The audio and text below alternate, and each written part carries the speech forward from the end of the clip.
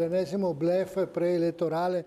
Quante preintese ad ogni elezione sono state firmate? Ogni volta ci dicono firmiamo un accordo il cui contenuto poi è un contenuto che non c'è. È l'ennesimo slogan per una autonomia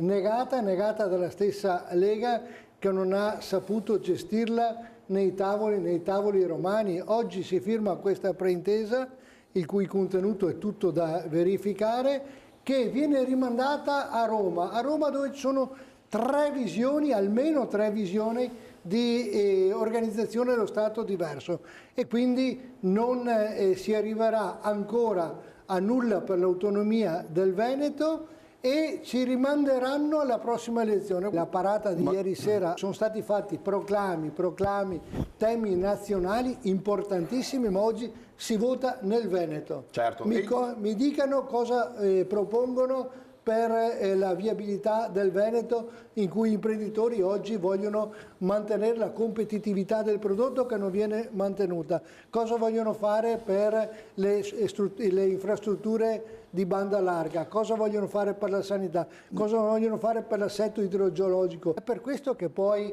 nascono movimenti come il mio, i Popolari per il Veneto, per dire: dobbiamo oggi riportare la palla al centro.